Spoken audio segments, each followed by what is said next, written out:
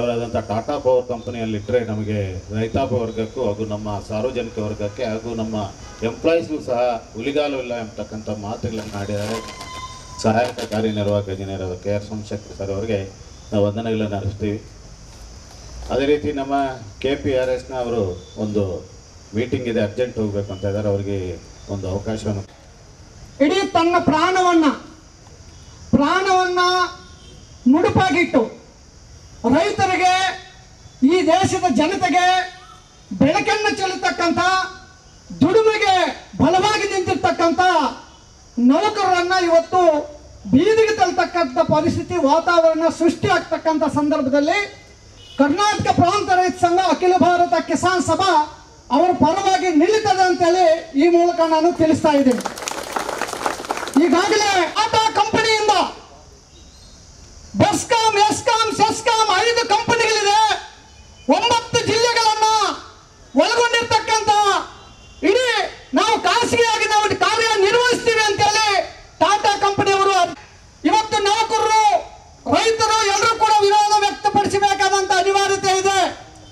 ಅವರು ಸಲ್ಲಿಸಿರ್ತಕ್ಕಂಥ ಅರ್ಜಿಯಲ್ಲಿ ನೌಕರರನ್ನ ನಾವು ಯಾವ ರೀತಿ ಕಾಯಂ ನೌಕರನ್ನ ತಗೊಂತೀವಿ, ಯಾವ ರೀತಿ ನಾವು ವಿತರಣೆಯನ್ನು ಮಾಡ್ತೀವಿ, ಟ್ರಾನ್ಸ್ಫಾರ್ಮರ್ಗಳನ್ನ ಯಾವ ರೀತಿ ನಾವು ಸರ್ವದಾನ ಮಾಡ್ತೀವಿ, 24x7 ವಿದ್ಯುತ್ ಅನ್ನ ಯಾವ ರೀತಿ ನಾವು ರೈತರಿಗೆ, ಕೂಲಿಕಾರರಿಗೆ, ಮನೆಗಳಿಗೆ, ಫ್ಯಾಕ್ಟರಿಗಳಿಗೆ ಯಾವ ರೀತಿ ಕೊಡ್ತೀವಿ, ಹೊಸ ಬಡಾವಣೆಗಳಿಗೆ ಯಾವ ರೀತಿ ವಿದ್ಯುತ್ ಅನ್ನ ವಿತರಣೆ ಮಾಡ್ತೀವಿ ಅಂತ ಹೇಳಿ ಒಂದೇ ಒಂದು ಅಂಶ ಅದರಲ್ಲಿ ಇಲ್ಲ.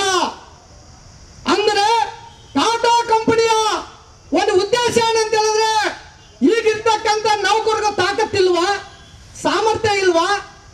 ಈಗ ಕೆಲಸ ಮಾಡ್ತಕ್ಕಂಥ ನೌಕರರಿಗೆ ಸಾಮರ್ಥ್ಯ ಇದೆ, ತಾಕತ್ತಿದೆ, ಗ್ರಾಮೀಣ ಪ್ರದೇಶದ ಜನಗಳ ನಡುವೆ ಸಂಪರ್ಕ ಇದೆ, ಲೈನಲ್ಲಿದೆ, ವಿದ್ಯುತ್ ಹಂಗಾಗಬೇಕು, ತಾಕತ್ತು, ಆ ಶಕ್ತಿ ಇರ್ತಕ್ಕಂಥ ನೌಕರರು ಇಡೀ ಕರ್ನಾಟಕ ರಾಜ್ಯದಲ್ಲಿ ಇವತ್ತು ಕೆಲಸ ಮಾಡ್ತಕ್ಕಂಥವ್ರು ಇದ್ದಾರೆ.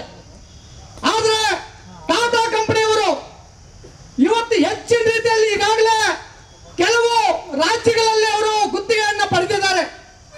ಒರಿಸ್ಸಾ, ಮುಂಬಯಿ, ಆ ರೀತಿ ಕೆಲವು ರಾಜ್ಯಗಳಲ್ಲಿ ಇವತ್ತು ಗುತ್ತಿಗೆಯನ್ನು ಪಡೆದಿದ್ದಾರೆ. ಒರಿಸ್ಸಾದಲ್ಲಿ ಏನಾಯ್ತು, ಪ್ರವಾಹ ಬಂದಂತ ಸಂದರ್ಭದಲ್ಲಿ, ವಿದ್ಯುತ್ ಕಂಬಗಳು ಕಡಿತ ಆದಂತ ಸಂದರ್ಭದಲ್ಲಿ ಟಾಟಾ ಕಂಪನಿ ಓಡಾಯಿತು. ರೈತರಿಗೆ, ಜನಕ್ಕೆ ಅವತ್ತು ವಿದ್ಯುತ್ ಕೊಡ್ಲಿಕ್ಕೆ ಆಗಲಿಲ್ಲ ಅವ್ರ ಕೈಯಲ್ಲಿ. ಅದೇ ರೀತಿಯಲ್ಲಿ ಇವತ್ತು ದೇಶಕ್ಕೆ ಅನ್ನ ಕೊಡ್ತಕ್ಕಂಥ 19 ಜಿಲ್ಲೆಗಳಲ್ಲಿ 40,000 ಪಂಪ್ ಸೆಟ್ಗಳಿದೆ. ಹಾಗೇನೆ ಬಾಕಿ ಜ್ಯೋತಿ, ಕುಟೀರ ಜ್ಯೋತಿ, ಸುಮಾರು ಜನ ರೈತರುಗಳು ಇವತ್ತು ಮೀಟರ್ ಇಲ್ಲದೆ, ಕರೆಂಟ್ ಚಾರ್ಜ್ ಕಟ್ಟದೆ ಅವತ್ತು ವಿದ್ಯುತ್ ಅನ್ನು ಬಳಸಿ ಇಡೀ ಕರ್ನಾಟಕ ರಾಜ್ಯಕ್ಕೆ, ಭಾರತ ದೇಶಕ್ಕೆ ಅನ್ನ ಕೊಡ್ತಕ್ಕಂಥ, ಇಡೀ ದೇಶದಲ್ಲಿ ಕರ್ನಾಟಕದಲ್ಲಿ ಮಾತ್ರ ಅತಿ ಹೆಚ್ಚು ರೈತರು ಆಹಾರ ಉತ್ಪಾದನೆಗಳನ್ನ ಮಾಡ್ತಕ್ಕಂಥ ರೈತರು ಇರ್ತಕ್ಕಂಥ ಜಿಲ್ಲೆ, ರಾಜ್ಯ ಅದು ಈ 19 ಜಿಲ್ಲೆಗಳು ಪ್ರಮುಖವಾಗಿ. ಇವತ್ತು ಟಾಟಾ ಕಂಪನಿಯಿಂದ ಸರ್ಕಾರಕ್ಕೆ ಏನು ಇವತ್ತು ಅರ್ಜಿ ಸಲ್ಲಿಸಿದ್ದಾರೆ, ಸರ್ಕಾರ ಕೂಡ ಇದರಲ್ಲಿ ಮಧ್ಯಪ್ರವೇಶ ಮಾಡಬೇಕು. ಒಂದು ತೀರ್ಮಾನ ಆಗಿದೆ. 2003 ಕಾಯ್ದೆ ಅಡಿಯಲ್ಲಿ ತಮ್ಮ ಕಂಪನಿಗಳ ಆಸ್ತಿ ಸಂಪತ್ತನ್ನ ಉಳಿಸಿಕೊಳ್ಳಕ್ಕೆ ಬೆಸ್ಕಾಂ, ಎಸ್ಕಾಂ, ಸೆಸ್ಕಾಂ ಸಾರ್ವಜನಿಕ ಉದ್ದಿಮೆಗಳೇನಿದೆ, ಆ ಸಾರ್ವಜನಿಕ ಉದ್ದಿಮೆಗಳಿಗೆ ತಾಕತ್ತಿದೆ, ನಮ್ಮ ಆಸ್ತಿಯನ್ನ ನಾವು ಉಳಿಸ್ಕೊಂತೀವಿ ಅಂತೇಳಿ ಅವರೆಲ್ಲರೂ ಕೇಳಿದ್ರು ಕೂಡ ಇವತ್ತು ಸರ್ಕಾರಗಳಿಗೆ, ನೌಕರರಿಗೆ ಬೆಂಬಲ ಇಲ್ಲ. ಅಂದರೆ ಕೋಟಿಗಟ್ಟಲೆ ಇರ್ತಕ್ಕಂಥ ಆಸ್ತಿಯನ್ನ ಕೂಡ ಇವತ್ತು ಟಾಟಾ ಕಂಪನಿಗೆ ಇವತ್ತು ಕೊಡಬೇಕಾದಂತ ಅನಿವಾರ್ಯತೆ ಇವತ್ತು ಹೋಗ್ತಾ ಇದೆ ಅಂತ ಹೇಳಿದ್ರೆ, ನೌಕರರ ಜೊತೆ ನಾವಿದ್ದೀವಿ. ರೈತಾಪಿ ವರ್ಗ, ರೈತರ, ಕೂಲಿಕಾರರ, ಈ ದೇಶಕ್ಕೆ ಅನ್ನ ಕೊಡ್ತಕ್ಕಂಥ ಎಲ್ಲರೂ ಕೂಡ ಒಟ್ಟುಗೂಡಿ ದೊಡ್ಡ ಮಟ್ಟದಲ್ಲಿ ನಾವೆಲ್ಲರೂ ಕೂಡ ಹೋರಾಟಗಳು ಮಾಡಬೇಕಾಗ್ತದೆ. ಯಾಕಂತ ಹೇಳಿದ್ರೆ ಸರ್ಕಾರಿ ನೌಕರರು ಬೀದಿಗೆ ಬಂದು ಹೋರಾಟ ಮಾಡಂಗಿಲ್ಲ. ಮಾಡಿದ್ರೆ ಅವರು ಸರ್ಕಾರದ ಕೆಲಸದಿಂದ ತೆಗೆದುಹಾಕ್ತಾರೆ ಅಂತೇಳಿ ಭಯ ಇದೆ. ಅವರ ಕುಟುಂಬಗಳು, ಮಕ್ಕಳನ್ನ ಪಕ್ಕಕ್ಕಿಟ್ಟು 24x7 ಲೆಕ್ಕದಲ್ಲಿ ಕೆಲಸ ಮಾಡಿ ಬೆಳಕನ್ನು ಚೆಲ್ತಕ್ಕಂಥ ಆ ಕುಟುಂಬಗಳಿಗೆ ನಾವು ರೈತಾಪಿ ವರ್ಗ ಸುರುಳಿಯಾಗಿ ನಾವು ಇರಬೇಕಂತ ಹೇಳಿ ಮೂಲಕ ನಾನು ತಿಳಿಸ್ತೀನಿ. ಹಾಗಾಗಿ ಬಂಧುಗಳೇ, ಇಡೀ ಟಾಟಾ ಕಂಪನಿಯ 19 ಜಿಲ್ಲೆಗಳಲ್ಲಿ ಕೂಡ ಕರ್ನಾಟಕ ಪ್ರಾಂತ ರೈತ ಸಂಘ ಅಖಿಲ ಭಾರತ ಕಿಸಾನ್ ಸಭಾ ತೀರ್ಮಾನ ಮಾಡಿದೆ. ಪ್ರತಿ ತಾಲೂಕಿನಲ್ಲೂ ಪ್ರತಿ ಜಿಲ್ಲೆಯಲ್ಲೂ ಕೂಡ ಇವತ್ತು ಇದಕ್ಕೆ ಅಬ್ಜೆಕ್ಷನ್ ಹಾಕಿ ಖಾಸಗಿ ಅವರಿಗೆ ಕೊಡಬಾರ್ದು ಅಂತ ಹೇಳಿ ಈ ಮೂಲಕ ನಾವು ಒತ್ತಾಯವನ್ನ ಮಾಡ್ತಾ ಇದ್ದೀವಿ. ಅದೇ ರೀತಿಯಲ್ಲಿ ಈ ವಿದ್ಯುತ್ ಪ್ರಶ್ನೆ ಬಂದಾಗ ನಾನು ವಿನಂತಿಯನ್ನ ಮಾಡ್ತೀನಿ ಕರ್ನಾಟಕ ಪ್ರಾಂತ ರೈತ ಸಂಘದಿಂದ. ಕರ್ನಾಟಕ ರಾಜ್ಯದಲ್ಲಿ ದೇಶಕ್ಕೆ ಅನ್ನ ಕೊಡ್ತಾ ರೈತರು ಒಂದು ಕಡೆ, ಎಲ್ರಿಗೂ ಬೆಳಕನ್ನು ಚೆಲ್ತಕ್ಕಂಥ ನೌಕರರು ಒಂದು ಕಡೆ, ಇವರು ಎಲ್ಲರನ್ನ ಬೀದಿಗೆ ತಳ್ತಕ್ಕಂಥ ಪರಿಸ್ಥಿತಿ ಇವತ್ತು ಸರ್ಕಾರದ 224 ಶಾಸಕರಿಗೂ ಕೂಡ ವಿನಂತಿಯನ್ನು ಮಾಡ್ತೇನೆ. ಆ ನೌಕರರ ಪರವಾಗಿ ಬೀದಿಗಿಳಿದೆ, ಸರ್ಕಾರದಲ್ಲಿ ಚರ್ಚೆ ಮಾಡಿ ಆ ಆಸ್ತಿಯನ್ನ ರಕ್ಷಣೆ ಮಾಡಲಿಕ್ಕೆ ಆ ನೌಕರರ ಪರವಾಗಿ ಕಾನೂನನ್ನ ತನ್ನಿ ಅಂತೇಳಿ ಈ ಮೂಲಕ ಎಲ್ಲ ಶಾಸಕರುಗಳಿಗೂ ಸರ್ಕಾರಕ್ಕೆ ನಾನು ಒತ್ತಾಯವನ್ನ ಮಾಡ್ತೇನೆ.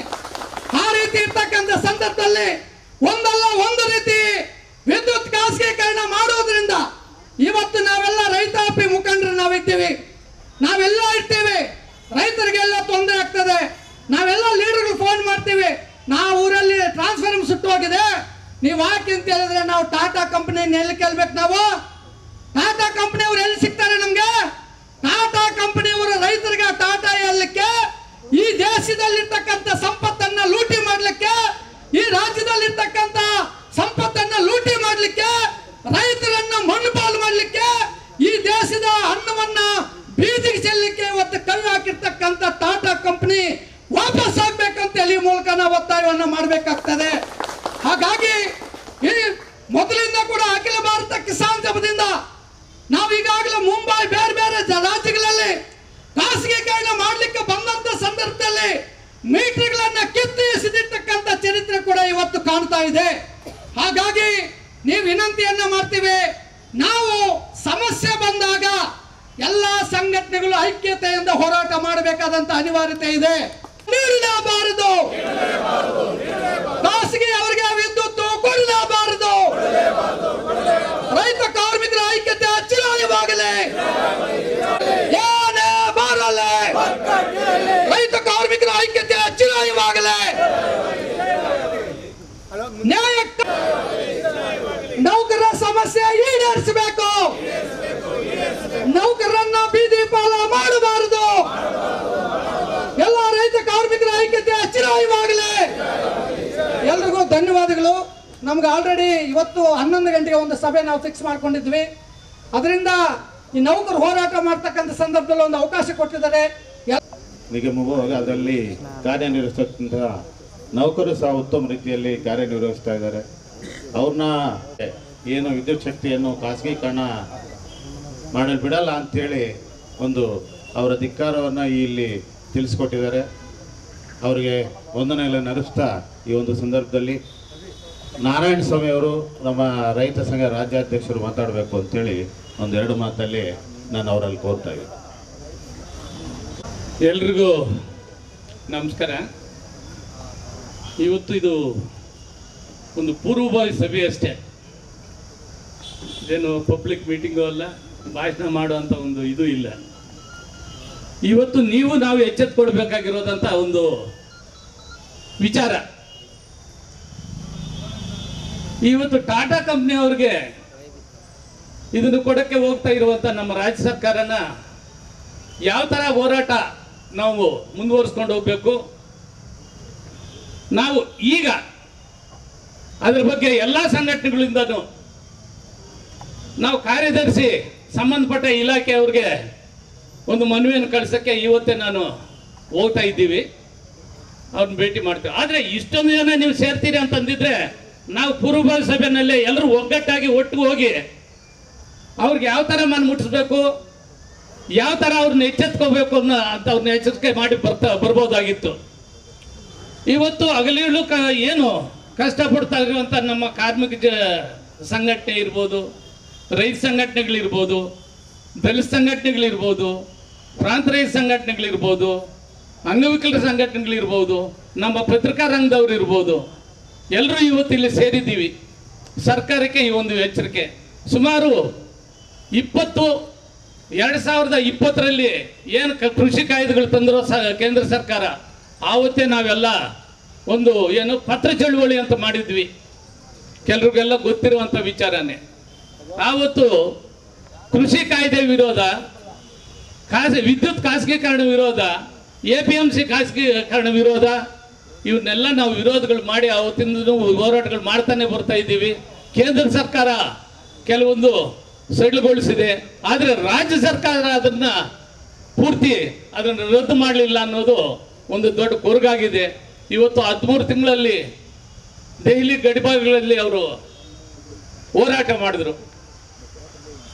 ನಮ್ಮ ಕಡೆ ಸರಿಯಾಗಿ ಯಾರೂ ಸ್ಪಂದಿಸಲಿಲ್ಲ. ಇವಾಗ ನಾವು ಬದುಕುವಂಥ ಒಂದು ಬದುಕಿಗೆ ಇವತ್ತು ನಾವು ಬೀದಿ ಪಾಲಾಗೋ ಥರ ಅಂತ ಬಂದಿದೆ. ರೈತರು ಇದರಲ್ಲಿ ನಾವು ಬಹಳ ಮುಖ್ಯವಾಗಿ ಇವತ್ತು ಪ್ರತಿಯೊಂದು ಕೊಳವೆ ಬಾವಿಗೆ ಒಬ್ಬೊಬ್ಬನು ಬಂದ್ರು ಬೀದಿಗೆ ಒಂದು ದೊಡ್ಡ ಹೋರಾಟನೇ ನಾವು ಮಾಡ್ಬೋದು. ಇನ್ನೊಂದು, ಇದೇನಾದರೂ ಅವ್ರು ಕೈ ಬಿಡದೇ ಇದ್ದಲ್ಲಿ ನಾವು ಬೀದಿಗಿಳಿಬೇಕಾಗುತ್ತೆ, ತುಂಬ ಉಗ್ರವಾದಂಥ ಹೋರಾಟನೂ ಮಾಡಬೇಕಾಗಂತ ತಮ್ಮೆಲ್ಲರ ಗಮನಕ್ಕೆ ತರ್ತಾ ನಾನು ಒಂದು 3 ಮಾತನ್ನು ಮುಗಿಸ್ತಾ ಇದ್ದೀನಿ. ಎಲ್ರಿಗೂ ಧನ್ಯವಾದ. ಜೈ ಹಿಂದ್, ಜೈ ಕರ್ನಾಟಕ. ನೌಕರರ ಪರವಾಗಿ ನಾವು ನಿಲ್ತೇವೆ, ಮುಂದಿನ ದಿನಗಳಲ್ಲಿ ಉಗ್ರ ಹೋರಾಟವನ್ನು ಮಾಡ್ತೇವೆ ಅಂತಂತ ಮಾತುಗಳನ್ನು ತಿಳಿಸ್ಕೊಟ್ರೆ ನಾರಾಯಣಸ್ವಾಮಿಯವರು, ಅವರಿಗೆ ನಮ್ಮೆಲ್ಲರ ಪರವಾಗಿ ವಂದನೆಗಳನ್ನು ಅರ್ಪಿಸ್ತಾ, ಈ ಒಂದು ಸಂದರ್ಭದಲ್ಲಿ ನಮ್ಮ ನೌಕರ ಸಂಘದ, ಸರ್ಕಾರಿ ನೌಕರ ಸಂಘದ ಕಾರ್ಯದರ್ಶಿಗಳಾದಂಥ ಸತ್ಯನಾರಾಯಣ ಡಿ ಸರ್ ಅವರು ಒಂದು ಚುಟುಕಾಗಿ 2 ಮಾತಾಡಬೇಕಂತ ನಾನು ಅವರಲ್ಲಿ ಕೋರ್ತಾ ಇದ್ದೀನಿ. ಇವತ್ತೇನು ಸರ್ಕಾರ ಈ ಡಿಸ್ಟ್ರಿಬ್ಯೂಟರ್ಶಿಪ್ ಪ್ರೈವೇಟ್ ಅವ್ರಿಗೆ ಕೊಡುವಂಥ ಪ್ಲ್ಯಾನ್ ಮಾಡಿದ್ದಾರೆ. ನನ್ನ ಅನುಭವ ಹೇಳ್ತೀನಿ, ಇದು ಹೆಂಗಿರುತ್ಬೋದು ಅಂತಂದರೆ, ಈಗ ಪ್ರಿಪೇಯ್ಡ್ ಇದು ಕಟ್ತೀವಲ್ಲ, ದುಡ್ಡು ಕಟ್ಟಿದ್ರೆ ಅಷ್ಟೇ ನಮಗೆ ಕರೆಂಟ್ ಬರುತ್ತೆ, ಇಲ್ಲ ಅಂದರೆ ಬರಲ್ಲ. ಇದು ಭಾಳ ಎಮರ್ಜೆನ್ಸಿ ಡಿಪಾರ್ಟ್ಮೆಂಟ್ ಎಲೆಕ್ಟ್ರಿಸಿಟಿದು. ನಮಗೆ ಭಾಳ ಅನುಭವ ಆಗುತ್ತೆ. ಏನಾದರೂ ಒಂದು ಸ್ವಲ್ಪ ಹೆಚ್ಚು ಕಡಿಮೆ ಆಯ್ತಂದರೆ ಅಲ್ಲಿ ಡಯಾಲಿಸಿಸ್ ಮೇಲೆ ಪೇಷಂಟ್ ಡಮಾರ್ ಭಾಳಷ್ಟು ಸಲ ಅನುಭವಿಸಿದ್ದೀವಿ. ಎಷ್ಟು ಪ್ರಾಣಕ್ಕೆ ತೊಂದರೆ ಕೊಡುತ್ತೆ ಅಂದರೆ ಕರೆಂಟ್ ಸ್ವಲ್ಪ ಡ್ಯಾಮೇಜ್, ಸ್ವಲ್ಪ ಸ್ವಲ್ಪ ಪ್ರಾಬ್ಲಮ್ ಆದರೆ ಸಾಕು, ಪ್ರಾಣದ ಜೊತೆ ಚಲಾಟ ಆಗುತ್ತೆ. ನಮ್ಮ ಇಲಾಖೆಗೆ ಇವರು ಭಾಳ ಬೇಕಾದವರು. ಹೀಗಾಗಿ ನಮ್ಮ ಸರ್ಕಾರಿ ನೌಕರ ಸಂಘದಿಂದ ಸಂಪೂರ್ಣ ಬೆಂಬಲ ಕೊಡ್ತೀವಿ sir. We will be with you, we will support you. ಯಾವುದೇ ಕಾರಣಕ್ಕೂ ಇದು ಖಾಸಗೀಕರಣ ಆಗಬಾರ್ದು ಅನ್ನೋದು ನಮ್ಮ ಉದ್ದೇಶ. Thank you. ನಮ್ಮೆಲ್ಲರ ಪರವಾಗಿ ವಂದನೆಗಳನ್ನು ಅರ್ಪಿಸೋಣ. ಇದೇ ರೀತಿ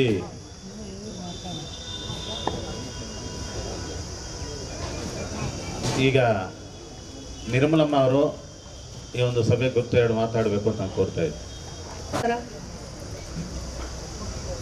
ಟಾಟಾ ಕಂಪನಿಯವರಿಗೆ KEBಯನ್ನು ಖಾಸಗೀಕರಣ ಮಾಡಬಾರ್ದು ಅನ್ನೋದು ನಿಜವಾಗ್ಲೂ ಬೇಕಾಗಿರುವಂಥದ್ದು. ಸಾರ್ವಜನಿಕರು ಸ್ವಂತಿಕೆಯನ್ನು ಕಳ್ಕೊತಾರೆ. ಇವಾಗ ಎಕ್ಸಾಂಪಲ್, ಈ ಡಿಪೋ ಇದೆ ಅಲ್ವಾ ನಮ್ಮದು ಸರ್ಕಾರದ್ದು, ಡಿಪೋಗೂ ಮತ್ತು ಖಾಸಗಿ ಅಂಗಡಿಗೂ ಇರುವಂಥ ವ್ಯತ್ಯಾಸ.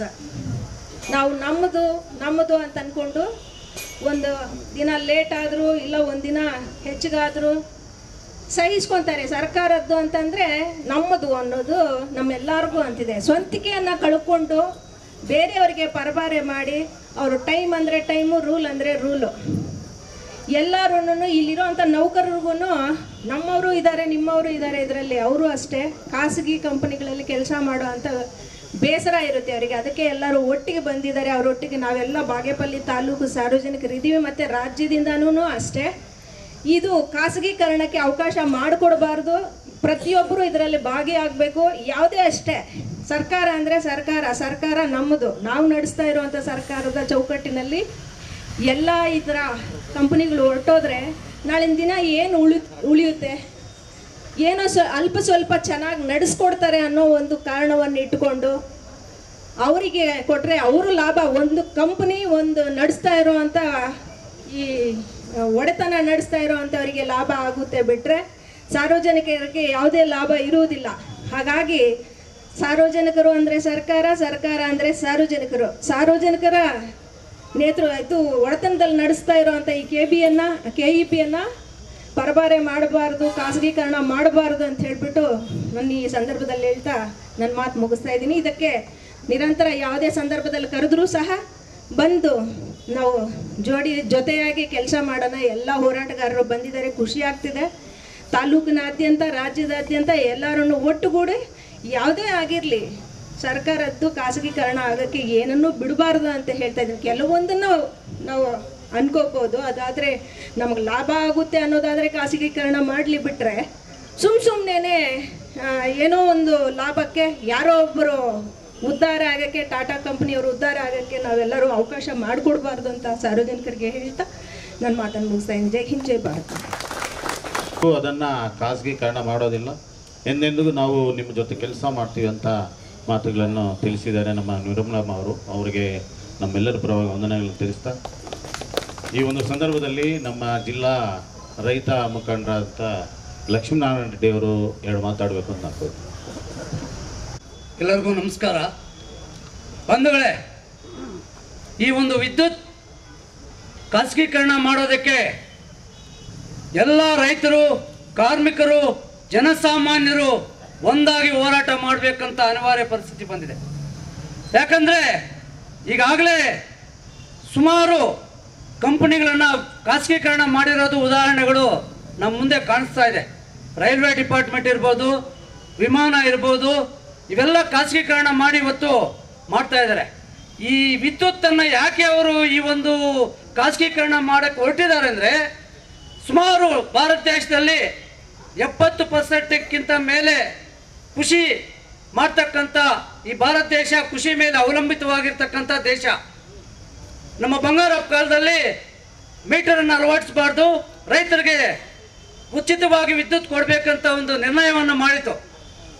ಆ ನಿರ್ಣಯವನ್ನು ಅವರು ಇವತ್ತು ರೈತರಿಗೆ ಮೀಟರ್ ಹಾಕೋದಕ್ಕೆ ಸುಮಾರು ಸಲ ಬಂದರು. ರೈತರು ಆಯಾ ಭಾಗದಲ್ಲಿ ನಿಂತ್ಕೊಂಡು ಮೀಟರನ್ನು ವಾಪಸ್ ಕೊಟ್ಟು ಸುತ್ತಾಕಿರ್ತಕ್ಕಂಥ ಹೋರಾಟಗಳು ಸುಮಾರು ರೈತ ಸಂಘಟನೆಯಿಂದ ಮಾಡಿದೆ. ಆ ರೈತನಿಗೆ ಮೀಟರ್ ಹಾಕ್ಬಿಟ್ರೆ ಬೆಳೆಯತಕ್ಕಂಥ ಬೆಳೆಗೆ ರೇಟ್ ಸಿಗಲ್ಲ. ಇವಾಗಲೂ ಉಚಿತವಾಗಿ ವಿದ್ಯುತ್ತನ್ನು ಕೊಡ್ತಾ ಇದ್ರು ಸಹ ಸರಿಯಾದ ರೀತಿಯಲ್ಲಿ ಬೆಲೆ ಸಿಗ್ತಾ ಇಲ್ಲ. ಇವತ್ತೇ ರೈತ ಕಂಗಾಳಾಗ್ತಾ ಇದ್ದಾನೆ.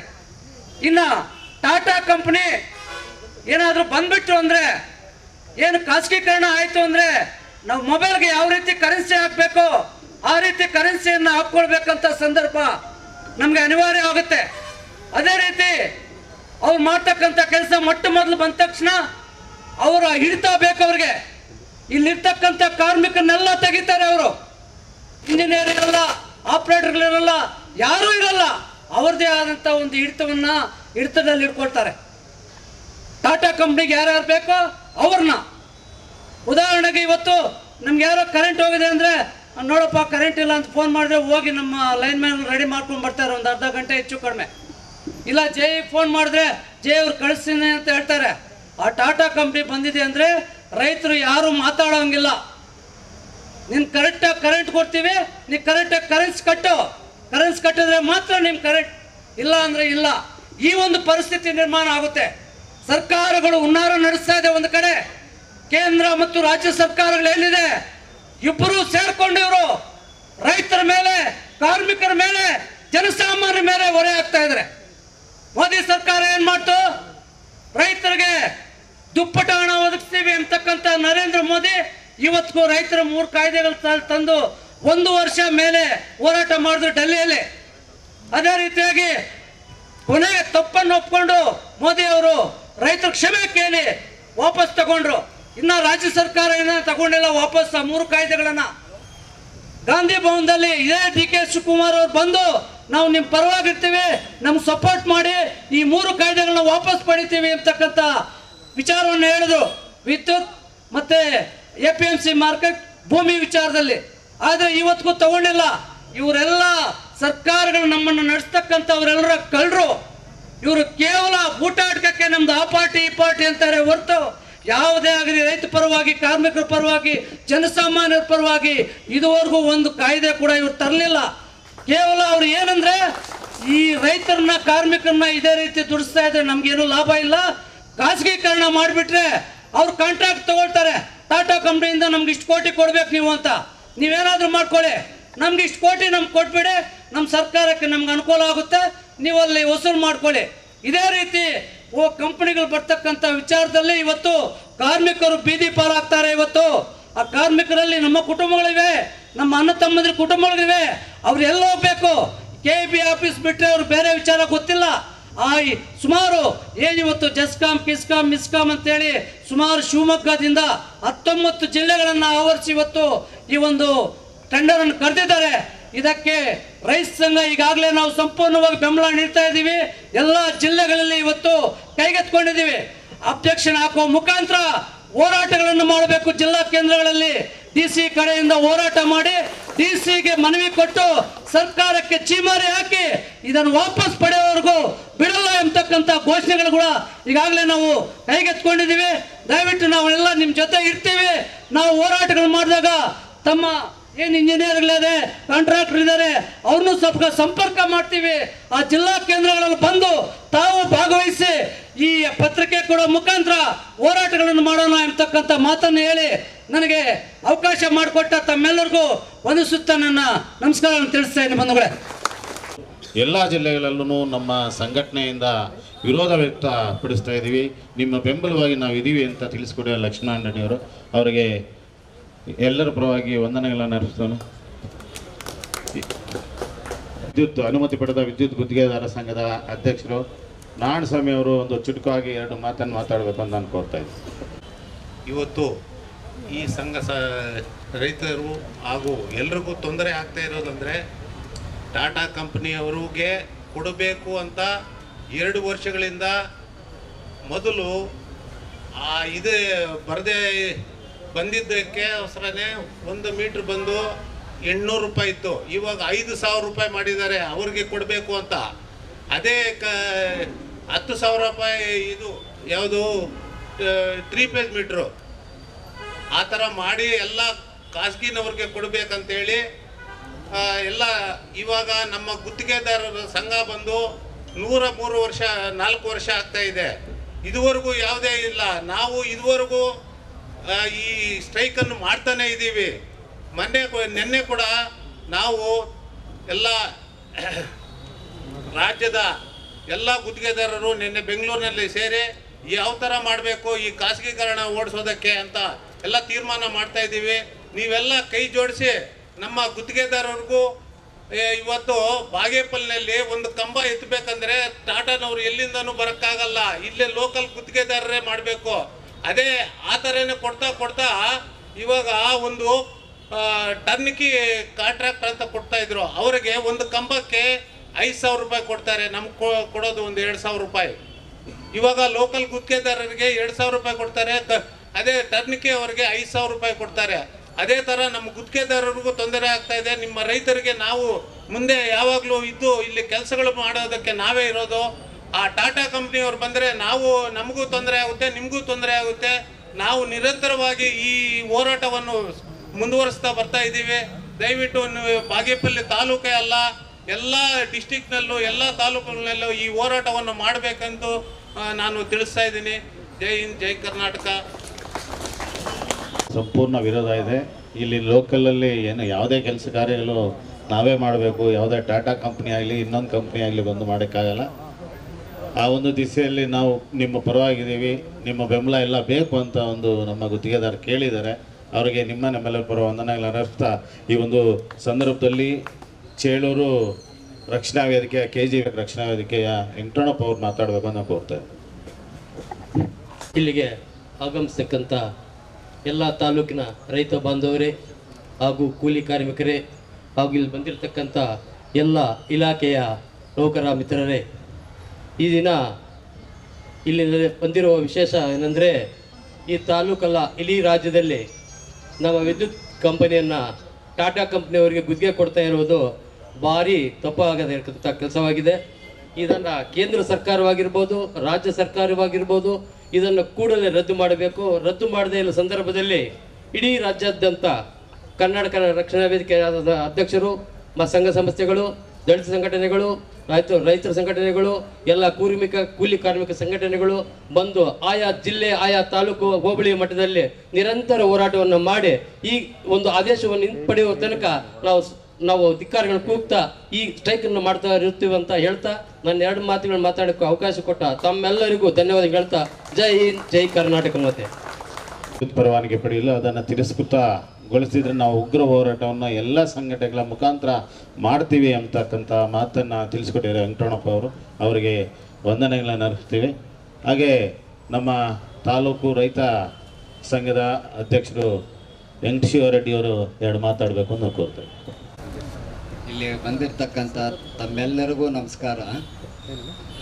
ಮೊದಲು ನಾವು ಇಂಗ್ಲೀಷರ ಕಾಲ ನೋಡ್ಬೋದು, ಇದೇ ರೀತಿ ಮುಂದುವರೆದರೆ ಇಂಗ್ಲೀಷರ ಕಾಲ ನೋಡ್ತೀವಿ. ಜ್ಞಾಪಕ ಇಟ್ಕೊಳ್ಳಿ. ನಾವೆಲ್ಲರೂ ದಯವಿಟ್ಟು ನಾವೆಲ್ಲರೂ ಅವ್ರಿಗೆ, ನಮ್ಮ ಸಿಬ್ಬಂದಿಯವರಿಗೆ ಸಹಕಾರ ಕೊಟ್ಟು ಹೋರಾಟಗಳನ್ನು ನಡೆಸಿ ಈ ಖಾಸಗೀಕರಣವನ್ನು ತಪ್ಪಿಸೋಣ ಅಂತೇಳಿ ನಮ್ಮ ಈ ಎರಡು ಮಾತುಗಳನ್ನು ಆಡಲಿಕ್ಕೆ ಅವಕಾಶ ಮಾಡಿಕೊಟ್ಟಂತ ತಮ್ಮೆಲ್ಲರಿಗೂ ನಮಸ್ಕಾರ ಹೇಳುತ್ತಾ ನನ್ನ ಎರಡು ಮಾತುಗಳನ್ನು ಮುಗಿಸುತ್ತೇನೆ. ಏನು ಖಾಸಗೀಕರಣಗೊಂಡ್ರೆ ಈ ಒಂದು ವಿದ್ಯುತ್ ಕ್ಷೇತ್ರ ಇಂಗ್ಲೀಷ್ ಕಾಲ ಮತ್ತೆ ನೋಡಬೇಕಾಗುತ್ತೆ ಅಂತ ತಿಳಿಸ್ಕೊಟ್ಟಿದ್ದಾರೆ. ಅವ್ರಿಗೆ ಎಲ್ಲರ ಪರವಾಗಿ ವಂದನೆಗಳನ್ನು ಅರ್ಪಿಸ್ತಾ ಈ ಒಂದು ಸಂದರ್ಭದಲ್ಲಿ ಗೋವಿಂದ ರೆಡ್ಡಿ ಅವರು ಸಹ ಒಂದು ಎರಡೇ ಮಾತು ಚುಟ್ಕಾಗಿ ಮಾತಾಡಬೇಕು ಅಂತ ಕೋರ್ತೀವಿ. ಎಲ್ಲ ಅಧಿಕಾರಿಗಳಿಗೂ ಹಾಗೂ ಎಲ್ಲ ಸಂಘ ಸಂಸ್ಥೆಗಳಿಗೂ ನಮಸ್ಕಾರಗಳು. ಏನಿವತ್ತು ರಾಜ್ಯ ಸರ್ಕಾರ ಖಾಸಗಿ ವಿದ್ಯುತ್ತನ್ನು ಖಾಸಗೀಕರಣ ಮಾಡ್ತಾ ಇರೋದು ತುಂಬ ಶೋಚನೀಯ. ಯಾಕಂದರೆ ಪ್ರತಿಯೊಬ್ಬರಿಗೂ ಒಂಥರ ತೊಂದರೆ ಆಗುತ್ತದೆ.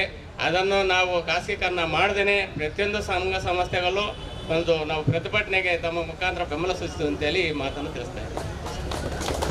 ತುಂಬ ಅವರಿಗೆ ನಮ್ಮೆಲ್ಲರ ವಂದನೆಗಳನ್ನು ಅರ್ಪಿಸ್ತಾ ಈ ಒಂದು ಸಂದರ್ಭದಲ್ಲಿ ಸೋಮಶೇಖರ್ ಅವರು ಯುವ ಮುಖಂಡರು ಕಾಂಗ್ರೆಸ್ ಅವರು ಮಾತಾಡಬೇಕು ಅಂತ ಪರವಾಗಿ ನಾವು ಒಂದೇ ಒಂದು ಮಾತು ಹೇಳ್ತೀವಿ. ಈ ಟಾಟಾ ಕಂಪನಿ ಏನಾದರೂ ಬಂದರೆ ಬಡವರು ಹೊಟ್ಟೆ ಹೊಡೆಯೋದು ಬಿಟ್ಟರೆ ಯಾರಿಗೂ ಒಳ್ಳೆಯದಾಗಲ್ಲ.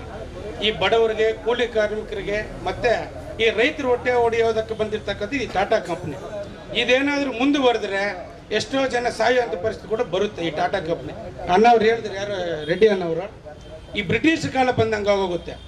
ಅರ್ಧ ರಾತ್ರಿದಲ್ಲಿ ಏನಾದರೂ ಕರೆಂಟ್ ಹೋಯ್ತು ಅಂತಂದರೆ ಆವಾಗ ಕರೆನ್ಸಿ ಇದ್ದರೆ ಆವಾಗ ಇದು ಕರೆಂಟ್ ಇಲ್ಲ ಅಂದರೆ ಕಟ್ಟಾಗೋಗುತ್ತೆ. ಇವಾಗಿರ್ತಕ್ಕಂಥ ನಮ್ಮ ಈ ವಿದ್ಯುತ್ ಕಂಪ್ನಿ ಲೈನ್ ಮ್ಯಾನ್ಗಳು ಏನಿದ್ದಾರೆ, ಒಂದು ದಿವಸ ಏನಾದರೂ ಕರೆಂಟ್ ಹೋದರೆ ಈ ತಿಂಗಳು ಕರೆಂಟ್ ಬಿಲ್ ಕಟ್ಟಿದ್ರೆ ಮುಂದಿನ ತಿಂಗಳ ತನಕ ಅಡ್ಜಸ್ಟ್ ಮಾಡ್ಕೊತಾರೆ. ಆದರೆ ಟಾಟಾ ಕಂಪ್ನಿ ಹಂಗಿರಲ್ಲ. ಆವತ್ತೇನಾದರೂ ಕರೆನ್ಸಿ ಆಗೋಯ್ತಂದರೆ ಆ ರಾತ್ರಿಗೆ ಮುಗಿದೋಯ್ತು, ಕತ್ಲಲ್ಲಿ ಮಳಗದಂಗೆ ಹೋಗುತ್ತೆ.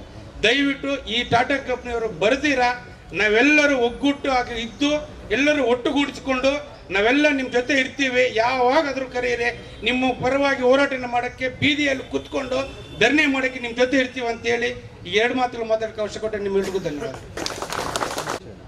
ಆ ಒಂದು ದಿಸೆಯಲ್ಲಿ ನಾವು ನಿಮ್ಮ ಪರವಾಗಿ ಇದೀವಿ ಅಂತೇಳಿ ತಮ್ಮ ಮನದಾಳದ ಮಾತುಗಳನ್ನು ತಿಳಿಸ್ಕೊಟ್ಟಿದ್ದಾರೆ ಸೋಮಶೇಖರ್ ಅವರು. ಅವರಿಗೆ ನಮ್ಮೆಲ್ಲರ ವಂದನೆಗಳನ್ನು ಅರ್ಪಿಸ್ತಾ ಈ ಒಂದು ಸಂದರ್ಭದಲ್ಲಿ ಈಶ್ವರ ರೆಡ್ಡಿ ಅವರು ಒಂದು ಎರಡು ಮಾತಾಡಬೇಕು ಅಂತ ನಾವು ಇಲ್ಲಿ ಎಲ್ಲ ಸಂಘ ಸಮಸ್ಯೆಯವರು, ಎಲ್ಲ ಅಧಿಕಾರಿ ವೃಂದದವರು ಹಾಗೂ ಕಾರ್ಯಕರ್ತರು ಇಲ್ಲಿ ಸೇರಿದ್ದೀರಾ.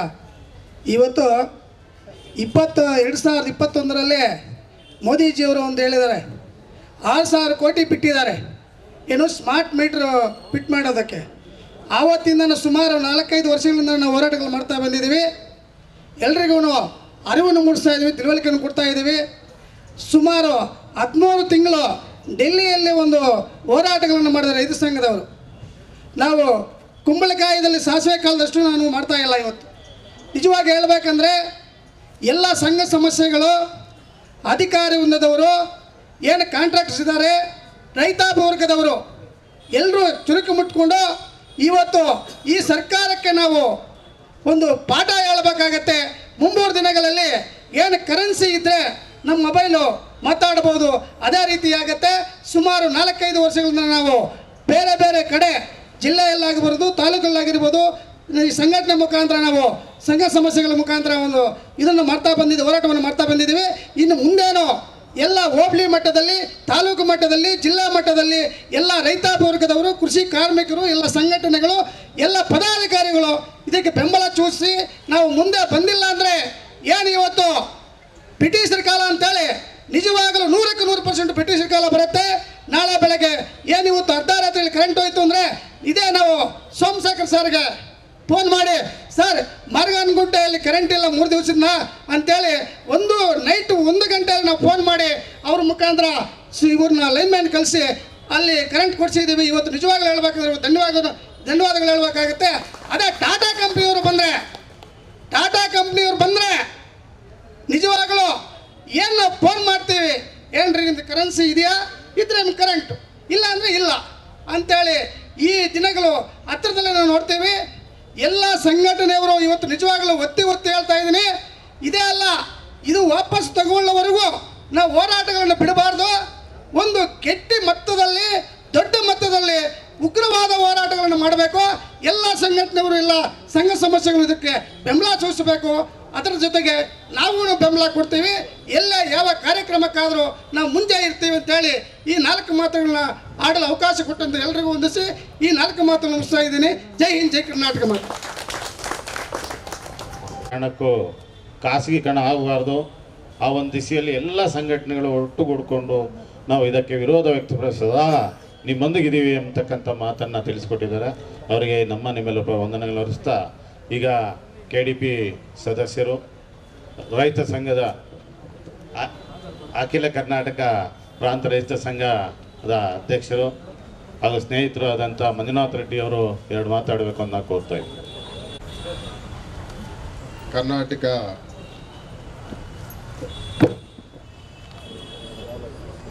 ವಿದ್ಯುತ್ ಸರಬರಾಜು ಕಂಪನಿ ಬಾಗೇಪಲ್ಲಿ ಉಪವಿಭಾಗದ ನೌಕರರ ನೇತೃತ್ವದಲ್ಲಿ ಇವತ್ತು ಏನಿಲ್ಲಿ ವಿದ್ಯುತ್ ಖಾಸಗೀಕರಣ ವಿಚಾರದ ಬಗ್ಗೆ ಇಲ್ಲಿ ಇವತ್ತು ಒಂದು ಸಭೆ ನಡೀತಾ ಇದೆ. ಇದರ ನೇತೃತ್ವದಲ್ಲಿ ನಮ್ಮ ಈ ಉಪವಿಭಾಗದ ಅಧಿಕಾರಿಗಳು ತುಂಬ ಮುತುವರ್ಜಿ ವಹಿಸಿ ಈ ಒಂದು ಕಾರ್ಯಕ್ರಮನ ಏರ್ಪಾಡು ಮಾಡಿರೋದಕ್ಕೆ ಅವ್ರಿಗೆಲ್ರಿಗೂ ಕೂಡ ಅಖಿಲ ಕರ್ನಾಟಕ ರೈತ ಸಂಘಟನೆ AKRSನ ವತಿಯಿಂದ ಅಭಿನಂದನೆಗಳನ್ನು ಸಲ್ಲಿಸ್ತಾ ಇದ್ದಾರೆ. ಈಗಾಗಲೇ ಮಾತಾಡಿದ್ದಾರೆ ಎಲ್ಲ ಸಂಘಟನೆಗಳ ಎಲ್ಲ ಮುಖಂಡರು. ಇಲ್ಲಿರ್ತಕ್ಕಂಥ ಎಲ್ಲ ಕನ್ನಡ ಪರ ಸಂಘಟನೆಗಳು, ದಲಿತ ಪರ ಸಂಘಟನೆಗಳು, ರೈತ ಪರ ಸಂಘಟನೆಗಳು, ವಿದ್ಯುತ್ ಗುತ್ತಿಗೆದಾರರ ಸಂಘಟನೆಗಳು ಮತ್ತು ಸಾರ್ವಜನಿಕರು ಮತ್ತು ವಿದ್ಯುತ್ ನೌಕರರು ಎಲ್ಲರೂ ಕೂಡ ಇಲ್ಲಿ ಭಾಗವಹಿಸಿದ್ದೀವಿ. ತಮಗೆಲ್ರಿಗೂ ಗೊತ್ತಿದೆ, ಆದರೆ ಇದರ ಸಂಪೂರ್ಣ ಅರಿವು ಇನ್ನೂ ಎಲ್ರಿಗೂ ಇಲ್ಲ. ಏನು ಇವತ್ತು ನಾವೆಲ್ಲ ಇಲ್ಲಿ ಮಾತಾಡ್ತಾ ಇದ್ದೀವಿ, ಇದು ಕೇವಲ ಇಷ್ಟು ಮಾತಾಡಿಬಿಟ್ಟು ಹೋದರೆ ಈ ಸಮಸ್ಯೆ ಇತ್ಯರ್ಥ ಆಗಲ್ಲ. ಈ ಅಪಾಯವನ್ನು ಹಲವಾರು ವರ್ಷಗಳಿಂದ ಈ ದೇಶದ ಬಗ್ಗೆ ಕಾಳಜಿ ಇರ್ತಕ್ಕಂಥ, ರೈತರ ಪರ ಕಾಳಜಿ ಇರ್ತಕ್ಕಂಥ ಹಲವಾರು ಸಂಘಟನೆಗಳು, ಪ್ರಮುಖವಾಗಿ ರೈತ ಸಂಘಟನೆಗಳು ಎಚ್ಚರಿಕೆಯನ್ನು ಹಲವಾರು ವರ್ಷಗಳಿಂದ ನೀಡ್ತಾ ಬಂದಿದೆ. ತಾವು ಕೂಡ ಸಾಧ್ಯವಾದಷ್ಟು ಮಟ್ಟಿಗೆ ತಮ್ಮ ಜೊತೆ ಕೈ ಜೋಡಿಸಿ ಅಧಿಕಾರಿಗಳು, ಇಲ್ಲಿರ್ತಕ್ಕಂಥ ನೌಕರರು ಕೂಡ. ಆದರೆ ಈಗಲೂ ಕೂಡ ಎಲ್ಲೋ ಒಂದು ಕಡೆ ತಾತ್ಸಾರ ಮನೋಭಾವ ಇದೆ, ಏನೋ ಎಲ್ಲರಿಗೂ ಆಗ್ದಂಗೆ ನಮಗೂ ಆಗ್ತದೆ ನಡೀರಿ ಅಂತ. ಖಂಡಿತ ಇದು ತಪ್ಪು. ಇದು ಅತ್ಯಂತ ಒಂದು ಅಪಾಯಕಾರಿಯಾದಂತಹ ಪರಿಣಾಮವನ್ನು ಬೀರ್ತಕ್ಕಂಥ ಒಂದು ಇವತ್ತು ಜನ ವಿರೋಧಿ, ರೈತ ವಿರೋಧಿ, ಕಾರ್ಮಿಕ ವಿರೋಧಿ ಕಾನೂನು ಅಂದರೆ ತಪ್ಪಾಗಲಾರ್ದು. ಇದು ಕೇವಲ ನೌಕರರಿಗೆ ಅಷ್ಟೇ ಅಲ್ಲ, ರೈತರಿಗೆ, ಕಾರ್ಮಿಕರಿಗೆ, ನೌಕರರಿಗೆ ಎಲ್ಲರಿಗೂ ಕೂಡ ಮರಣಶಾಸನವಾಗುವಂತಹ ಒಂದು ಗಂಭೀರವಾದಂಥ ಅಪಾಯಕಾರಿಯಾದಂಥ ಕಾನೂನು ಅಂತ ನಾವು ಸಂದರ್ಭದಲ್ಲಿ ಅರ್ಥ ಮಾಡ್ಕೋಬೇಕಾಗಿದೆ. ಮರಣಶಾಸನ ಅಂದರೆ ಗೊತ್ತಲ್ಲ ನಮಗೆ, ಕೇವಲ ನೌಕರಿಗೆ ಮಾತ್ರ ಅಲ್ಲ, ರೈತರಿಗೂ ಇದೆ, ಸಾರ್ವಜನಿಕರಿಗೂ ಇದೆ, ಎಲ್ರಿಗೂ ಇದೆ. ಇದೀಗಾಗಲೇ ಹಲವಾರು ವರ್ಷಗಳಿಂದ ನಮ್ಮ ಮುಖಂಡರು ಮಾತಾಡ್ದಂಗೆ ಇದಕ್ಕೆ ವಿರೋಧ ವ್ಯಕ್ತ ಆಗ್ತಾ ಇದೆ. 2020ರಲ್ಲಿ ದೆಹಲಿಯಲ್ಲಿ ದೊಡ್ಡ ಮಟ್ಟದ ಒಂದು ಹೋರಾಟವನ್ನು ನಡೆಸಿದಂಥ ಸಂದರ್ಭದಲ್ಲಿ ಅಲ್ಲಿಟ್ಟಿರ್ತಕ್ಕಂಥ ಬೇಡಿಕೆಗಳಲ್ಲಿ ಪ್ರಮುಖವಾದ ಬೇಡಿಕೆಗಳಲ್ಲಿ ವಿದ್ಯುತ್ ಖಾಸಗೀಕರಣ ವಿರೋಧ ಮಾಡೋದು ಕೂಡ ಒಂದು ಹಕ್ಕೊತ್ತಾಯ ಇತ್ತು. ನಾವು ಕೇಂದ್ರ ಸರ್ಕಾರ ಈಗಿರ್ತಕ್ಕಂಥ ಪ್ರಧಾನಮಂತ್ರಿಗಳು ಆ ಒಂದು ಹೋರಾಟಕ್ಕೆ ಮಣಿದು ಒಂದು ಆಶ್ವಾಸನೆಯನ್ನು ಕೊಟ್ಟರು ರೈತರಿಗೆ, ಖಂಡಿತ ಇದನ್ನು ನಾವು ಮರುಪರಿಶೀಲನೆ ಮಾಡಿ ವಾಪಸ್ ತಗೋತೀವಿ ಅಂತ. ಆದರೆ 6 ವರ್ಷಗಳಾದರೂ ಸಹ ಈ ವಿದ್ಯುತ್ ಖಾಸಗೀಕರಣ ಕಾಯ್ದೆಯನ್ನು ವಾಪಸ್ ತೆಗೆದುಕೊಳ್ಳಲಿಕ್ಕೆ ಆಗಲಿಲ್ಲ, ಆದರೆ ಜಾರಿನೂ ಮಾಡಲಿಲ್ಲ. ಆದರೆ ಈಗ ಏನು ಮಾಡ್ತಾ ಇದ್ದಾರೆ, ಹಿಂಬಾಗಿಲಿನಿಂದ ಇವತ್ತು ಇಂತಹ ಕಾನೂನುಗಳ ಒಂದು ಜಾರಿ ಮಾಡಿದ್ದೀರಾ, ಆಯಾ ರಾಜ್ಯಗಳಲ್ಲಿ ಇವತ್ತು ಹಿಂಬಾಗಿಲಿನಿಂದ ಇವತ್ತು ಇದನ್ನು ಜಾರಿ ಮಾಡಲಿಕ್ಕೆ ಇವತ್ತು ಪ್ರಯತ್ನ ಪಡ್ತಾ ಇದ್ದಾರೆ. ಈ ಒಂದು ವಿದ್ಯುತ್ ನಿಯಂತ್ರಣ ಇರ್ತಕ್ಕಂಥದ್ದು ಸಂಪೂರ್ಣವಾಗಿ ನಮ್ಮ ಕೇಂದ್ರ ಸರ್ಕಾರಕ್ಕೆ, ರಾಜ್ಯ ಸರ್ಕಾರಗಳು ಅದರಲ್ಲಿ ನಿಯಂತ್ರಣ ಕಡಿಮೆ. ಇದ್ರ ಸರ್ಕಾರ ಕೇಂದ್ರದ ರಾಜ್ಯದ ಆ ಪಾರ್ಟಿ ಈ ಪಾರ್ಟಿ ಅನ್ನೋ ಪ್ರಶ್ನೆ ಇಲ್ಲೇನು ಬೇಡ. ಯಾಕಂದ್ರೆ ಈ ದೇಶದ ಜನರ ಭವಿಷ್ಯವನ್ನ ಇವತ್ತು ಭವಿಷ್ಯದೊಂದಿಗೆ ಆಡ್ತಾ ಇರ್ತಕ್ಕಂಥ ಯಾವುದೇ ಸರ್ಕಾರ ಆಗಿರ್ಬೋದು, ಇವತ್ತು ಈ ದೇಶದಲ್ಲಿ ಇರ್ತಕ್ಕಂಥ ಜನರು ನಾವು ನಮಗೆ ಇವತ್ತು ಸಂಕಷ್ಟ ಬಂದಾಗ ನಾವೆಲ್ಲರೂ ಒಟ್ಟಾಗಿ ಇವತ್ತು ಒಂದು ಹೋರಾಟವನ್ನು ಮಾಡಬೇಕಾಗಿದೆ.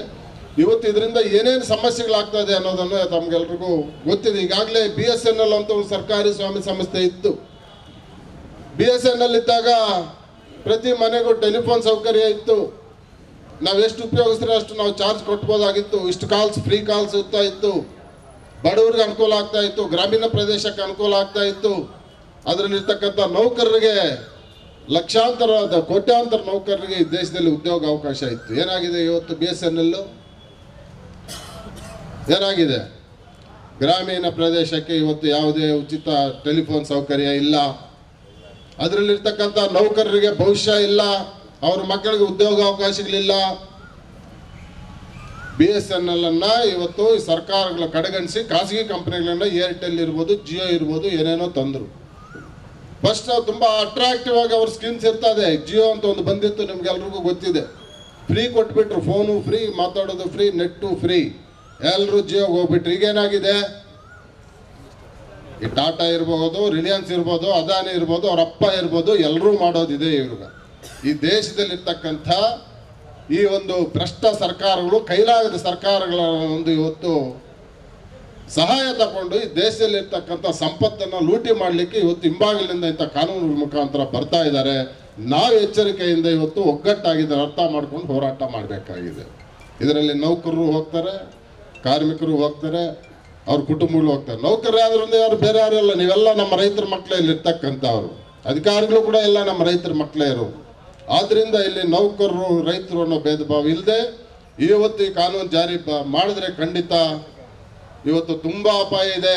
ರೈತರು ಬೀದಿ ಪಾಲಾಗ್ತಾರೆ, ಸಣ್ಣ ಸಣ್ಣ ಕಾರ್ಮಿಕರು ಬೀದಿ ಪಾಲಾಗ್ತಾರೆ, ಚಿಲ್ಲರೆ ವ್ಯಾಪಾರಸ್ಥರು ಬೀದಿ ಪಾಲಾಗ್ತಾರೆ, ಗುಡಿ ಕೈಗಾರಿಕೆಗಳು ಹೋಗ್ತವೆ, ಸಣ್ಣ ಕೈಗಾರಿಕೆಗಳು ಇವತ್ತು ಸಂಪೂರ್ಣ ಬಾಗಿಲು ಮುಚ್ಚಬೇಕಾಗತ್ತೆ.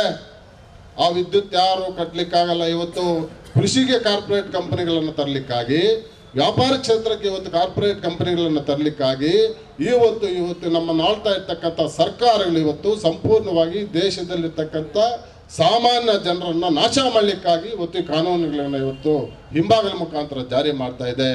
ಖಂಡಿತ ನಾವು ಯಾರು ಕೂಡ ಇದನ್ನ ಬಿಡೋದಿಲ್ಲ ಅಂತೇಳಿ ಈ ಸಂದರ್ಭದಲ್ಲಿ ಅವ್ರಿಗೆ ಎಚ್ಚರಿಕೆಯನ್ನು ಕೊಡ್ತಾ ಇದ್ದೀವಿ. ನಿಮ್ಮ ಆಟ ನಡೆಯಕ್ಕೆ ಬಿಡೋದಿಲ್ಲ. ಟಾಟಾ ಅಲ್ಲ, ಅವ್ರ ಅಪ್ಪ ಬರಲಿ, ಕಟ್ಟಾಕ್ತೀವಿ ಹಳ್ಳಿಗಳಲ್ಲಿ, ಬರಲಿ ಸಬ್ ಡಿವಿಷನ್ಗೆ ಕಟ್ಟಾಕ್ತೀವಿ, ಇಲ್ಲೇ ಬರಲಿ, ಅದು ಹೆಂಗೆ ಬರ್ತೀವಿ ಅಲ್ಲಿ ಕಟ್ಟಾಕ್ತೀವಿ ನಾವು. ಆದರೆ ಹಂಗಂತೇಳಿ ನಾವು ಸುಮ್ಮನೆ ಇದ್ರೆ ಆಗಲ್ಲ. ಇವತ್ತು ಕಾನೂನು ಹೋರಾಟ ಒಂದು ಪಕ್ಕದಲ್ಲಿ ಹೋಗ್ಬೇಕು. ಈಗ ಏನು ಅಬ್ಜೆಕ್ಷನ್ಸ್ ಎಲ್ಲ ಕೂಡ ನಾವು ಅಖಿಲ ಕರ್ನಾಟಕ ರೈತ ಸಂಘಟನೆ AKRS ಕೂಡ ಇವತ್ತು ಅಬ್ಜೆಕ್ಷನ್ ಆಗಲಿಕ್ಕೆಲ್ಲ ಡ್ರಾಫ್ಟ್ ಅನ್ನು ರೆಡಿ ಮಾಡಿ ಇಟ್ಟಿದ್ದೀವಿ, ಚರ್ಚೆ ಮಾಡಿದ್ದೀವಿ, ಸಭೆಗಳನ್ನು ಮಾಡಿದ್ದೀವಿ. ಆದರೆ ಇವತ್ತು ಕಾನೂನು ಹೋರಾಟ ಒಂದು ಕಡೆ, ಚಳುವಳಿಗಳು ಮಾಡೋದು ಇನ್ನೊಂದು ಕಡೆ. ಇವತ್ತು ಕಾನೂನಿಗೆಲ್ಲ ಇವತ್ತು ನಡೆಯೋದಿಲ್ಲ. ಚಳುವಳಿಗಳು ಮಾಡಬೇಕು. ನಮ್ಮ ಗ್ರಾಮೀಣ ಪ್ರದೇಶದಲ್ಲಿರ್ತಕ್ಕಂಥ ಜನರು ಒಗ್ಗಟ್ಟಾಗಿ, ರೈತರೆಲ್ಲರೂ ಕೂಡ ಇವತ್ತು ಒಗ್ಗಟ್ಟಾಗಿ ಯಾವುದೇ ಊರಿಗೂ ನೀವು ಬರ್ಲಿಕ್ಕೆ ನಾವು ಬಿಡೋದಿಲ್ಲ, ಯಾವುದೇ ತಾಲೂಕು ನಾವು ಬರೋಕ್ಕೆ ಬಿಡೋದಿಲ್ಲ, ಯಾವ ಜಿಲ್ಲೆಗೂ ಬರೋಕ್ಕೆ ಬಿಡೋದಿಲ್ಲ ಅಂತೇಳಿ ಇವತ್ತು ಎಚ್ಚರಿಕೆಯನ್ನು ಕೊಡೋ ಮುಖಾಂತರ ಅವ್ರಿಗೆ ನಾವು ಇವತ್ತು ಎಚ್ಚರಿಕೆಯನ್ನು ಕೊಡಬೇಕಾಗಿದೆ. ಇವತ್ತು ನಾಮರ್ದರು ಇವತ್ತು ನಮ್ಮನ್ನು ಆಳ್ತಾ ಇದ್ದಾರೆ. ಇವರಿಗೆ ಇಷ್ಟೆಲ್ಲ ಸರ್ಕಾರ ಇವ್ರ ಕೈಲಿಟ್ಕೊಂಡು ಇಷ್ಟೆಲ್ಲ ಮೂಲಭೂತ ಸೌಕರ್ಯಗಳು, ಕಚೇರಿಗಳು, ಈಗಾಗಲೇ ಇರ್ತಕ್ಕಂಥ ಎಲ್ಲ ಸಿಸ್ಟಮ್ ಇಟ್ಕೊಂಡು ಇವರು ಲಾಸ್ ಆಗ್ತಾ ಇದ್ದಾರೆ. ಯಾರು ಜವಾಬ್ದಾರಿ? ಯಾಕೆ ಲಾಸ್ ಆಗ್ತದೆ? ನಿಮ್ಮ ಕೈಲಾಗದೆ ಇರೋ ತನಕ, ನಿಮ್ಮ ಕೈಲಾಗತನದಿಂದ ಇವತ್ತು ನಿಮ್ಮ ಅಸಮರ್ಥತೆಯಿಂದ ಇವತ್ತು ಯಾವುದೇ ಕಂಪ್ನಿ ದೇಶದಲ್ಲಿ, ಅದು ವಿದ್ಯುತ್ ಆಗಿರ್ಬೋದು, ಸಾರಿಗೆ ಆಗಿರ್ಬೋದು, ಹೆಲ್ತ್ ಆಗಿರ್ಬೋದು, ಎಜುಕೇಷನ್ ಆಗಿರ್ಬೋದು, ಯಾವುದೋ ಇವತ್ತು ನಡ್ಸೋಕ್ಕಾಗ್ತಾ ಇಲ್ಲ ಅಂದರೆ ನಿಮ್ಮ ಅಸಮರ್ಥತೆ. ನೀವು ರಾಜೀನಾಮೆ ಕೊಟ್ಟು ಮನೆಗೆ ಹೋಗೋದು ಇವತ್ತು ಪರಿಹಾರ ಇರ್ತಕ್ಕಂಥದ್ದು. ಅದನ್ನು ಬಿಟ್ಟು ಖಾಸಗಿ ಕೊಡೋದಲ್ಲ, ರೆಡಿ ಮಾಡಿದ್ದಾರೆ. ಎಲ್ಲ ತುಂಬ ನ್ಯಾಯಯುತವಾದಂಥ ಬೇಡಿಕೆಗಳು. ಇವತ್ತು ನಾವೆಲ್ಲರೂ ಕೂಡ ಮೀಸಲಾತಿ, ಒಳ ಮೀಸಲಾತಿ ಅಂತ ಇವತ್ತು ಹೋರಾಟಗಳು ಮಾಡ್ತಾ ಇದ್ದೀವಿ. ಇವತ್ತು ಕಂಪ್ನಿಗಳಲ್ಲಿ ಯಾವ ಮೀಸಲಾತಿನೂ ಇಲ್ಲ, ಯಾವ ಒಳ ಮೀಸಲಾತಿನೂ ಇಲ್ಲ. ನಾವು ಸುಮ್ಮನೆ ಇಲ್ಲಿ ಗುದ್ದಾಡ್ತಾ ಇದ್ದೀವಿ, ನಮ್ಗೆ ಅಷ್ಟು ಪರ್ಸೆಂಟು, ನಮ್ಗೆ ಇಷ್ಟು ಪರ್ಸೆಂಟು, ನಮ್ಗೆ ಒಳ ಮೀಸಲಾತಿ ಬೇಕು ಅಂತ. ಅವ್ರು ಇದನ್ನೆಲ್ಲ ಕೂಡ ಇವತ್ತು ನಾಶ ಮಾಡಲಿಕ್ಕಾಗಿ ಇವತ್ತು ಈ ಖಾಸಗೀಕರಣವನ್ನು ಜಾರಿ ಮಾಡ್ತಾ ಇದ್ದಾರೆ. ಮತ್ತೆ ಇವತ್ತು ಏನು ಸ್ವಾತಂತ್ರ್ಯ ಪೂರ್ವದಲ್ಲಿ ಒಂದೇ ಒಂದು ಕಂಪನಿ ದೇಶದಲ್ಲಿ ಇವತ್ತು ಈಸ್ಟ್ ಇಂಡಿಯಾ ಕಂಪನಿ ಅದೊಂದಿತ್ತು. ಆ ಕಂಪನಿ ಇರಬಾರ್ದು ಅಂತೇಳಿ ದೇಶದಲ್ಲಿ ಇರ್ತಕ್ಕಂಥ ನಾವೆಲ್ಲ ಒಗ್ಗಟ್ಟಾಗಿ, ನಮ್ಮ ಹಿರಿಯರೆಲ್ಲ ಒಗ್ಗಟ್ಟಾಗಿ ಹೋರಾಟ ಮಾಡಿ ನಮ್ಗೆ ಸ್ವಾತಂತ್ರ್ಯ ತಂದಿದ್ದು. ಆದರೆ ಈ ಸ್ವಾತಂತ್ರ್ಯ ಬಂದ ಮೇಲೆ ಇರ್ತಕ್ಕಂಥ ಈ ಸರ್ಕಾರಗಳು ಇಂಥ ನೂರಾರು ಈಸ್ಟ್ ಇಂಡಿಯಾ ಕಂಪನಿಗಳನ್ನು ತಗೊಂಡು ಬಂದು ಇವತ್ತು ನಮ್ಮ ದೇಶವನ್ನು, ನಮ್ಮ ರಕ್ತವನ್ನು, ನಮ್ಮ ಸಂಪತ್ತನ್ನು ಲೂಟಿ ಮಾಡ್ತಾ ಇದ್ದಾರೆ. ಖಂಡಿತ ಇದಕ್ಕೆ ನಾವು ಅವಕಾಶ ಮಾಡಿಕೊಡೋದಿಲ್ಲ ಅಂತೇಳಿ ಸಂದರ್ಭದಲ್ಲಿ ಎಚ್ಚರಿಕೆಯನ್ನು ಕೊಡ್ತಾ, ಈ ನೌಕರರ ಹಿತರಕ್ಷಣೆ ನಮ್ಮ ಜವಾಬ್ದಾರಿ, ಈ ರೈತರ ಹಿತರಕ್ಷಣೆ ನಮ್ಮ ಜವಾಬ್ದಾರಿ, ಈ ದೇಶದ ಹಿತರಕ್ಷಣೆ ನಮ್ಮ ಜವಾಬ್ದಾರಿ ಅಂತೇಳಿ ನಾವು ಈ ಸಂದರ್ಭದಲ್ಲಿ ಸಂಕಲ್ಪ ಮಾಡ್ತಾ, ಈ ಒಂದು ಕಾನೂನನ್ನು ಯಾವುದೇ ಕಾರಣಕ್ಕೂ ಜಾರಿ ಮಾಡದಂತೆ ಬಿಡುವ ನಿಟ್ಟಿನಲ್ಲಿ ನಮ್ಮ ಅಖಿಲ ಕರ್ನಾಟಕ ರೈತ ಸಂಘಟನೆ AKRS ಸಂಪೂರ್ಣವಾಗಿ ಈ ಹೋರಾಟದಲ್ಲಿ ಭಾಗವಾಗ್ತದೆ, ಚಳುವಳಿಯಲ್ಲಿ ಇರ್ತದೆ ಅಂತೇಳಿ ಈ ಸಂದರ್ಭದಲ್ಲಿ ಒಂದು ಭರವಸೆಯನ್ನು ಕೊಡ್ತಾ, ನಿಮ್ಮ ಪರವಾಗಿ ನಿಮ್ಮ ಜೊತೆಯಲ್ಲಿ ನಾವು ಇರ್ತೀವಿ ಅಂತ ಈ ಸಂದರ್ಭದಲ್ಲಿ ಹೇಳ್ತಾ, ಈ ಸಂದರ್ಭದಲ್ಲಿ ಮಾತಾಡಲಿಕ್ಕೆ ಅವಕಾಶ ಮಾಡಿಕೊಟ್ಟಂತ ಎಲ್ರಿಗೂ ವಂದಿಸಿ ನನ್ನ 2 ಮಾತನ್ನು ಮುಕ್ತಾಯ ಮಾಡ್ತೀನಿ. ಏನು ಈ ಗುಂಡೂರಾವ್ ಅವರ ಕಾಲದಲ್ಲಿ ರೈತಾಪಿ ವರ್ಗಗಳನ್ನು ಮೀಟರ್ಗಳನ್ನೆಲ್ಲ ತೆಗೆದು ಏನು ಒಳ ಗದ್ದೆಗಳಲ್ಲಿ ಬಿಸಾಕಿದ್ರು, ಆ ರೀತಿ ಹೋರಾಟ ಮಾಡತಕ್ಕಂಥ ಒಂದು ಸಂದರ್ಭ ಮತ್ತೊಮ್ಮೆ ಒದಗಿ ಬರ್ತದೆ. ಮತ್ತೊಮ್ಮೆ ಇನ್ನೊಂದು ಈಸ್ಟ್ ಇಂಡಿಯಾ ಕಂಪ್ನಿ ಅಂತ ಒಂದು ಕಂಪ್ನಿಯನ್ನು ಇಲ್ಲಿ ಬರಲಿಕ್ಕೆ ಬಿಡೋದಿಲ್ಲ ಅಂತಕ್ಕಂಥ ಮಾತನ್ನು ಈ ಒಂದು ಸಂದರ್ಭದಲ್ಲಿ ತಿಳಿಸ್ಕೊಟ್ಟಿದೆ ನಮ್ಮ AKRSನ ಅಧ್ಯಕ್ಷರು ಮಂಜುನಾಥ್ ರೆಡ್ಡಿ ಅವರು. ಅವರಿಗೆ ನಮ್ಮೆಲ್ಲರ ಪರವಾಗಿ ವಂದನೆಗಳಂದ್ರೆ ಕೇಂದ್ರ ಸಮಿತಿ ಅಧಿಕ ಕಾರ್ಯದರ್ಶಿಗಳು ಸ್ನೇಹಿತರು ಆದಂಥ ಸುಕುಮಾರ್ ಅವರು 2 ಮಾತಾಡುವ ಮುಖಾಂತರ ತಮ್ಮ ಮನದ ಮಾತನ್ನು ತಿಳಿಸ್ಬೇಕು ಅಂತ ಕೋರ್ತಾ ಇದ್ದೆ. ನಮಸ್ಕಾರ.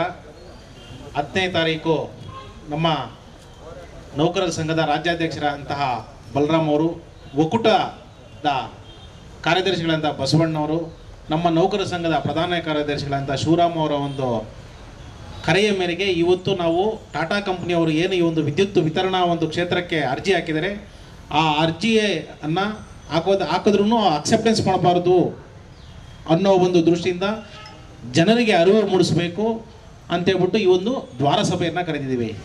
ಎಲ್ಲ ಕಡೆಯೂ ಸಹ ನೌಕರರು ಮಾತ್ರನೇ ದ್ವಾರ ಸಭೆಗಳನ್ನು ಮಾಡ್ತಾಯಿದ್ರು. ಆದರೆ ನಾವು ಚಿಂತನೆ ಮಾಡಿದ್ವಿ, ಯಾಕೆ ಅಂತಂದರೆ ಇಲ್ಲಿವರೆಗೂ ಸಹ ಆಳುವ ಸರ್ಕಾರಗಳು ಖಾಸಗೀಕರಣವನ್ನು ವಿರೋಧ ಮಾಡಿಕೊಂಡೇ ಬಂದಿದೆ.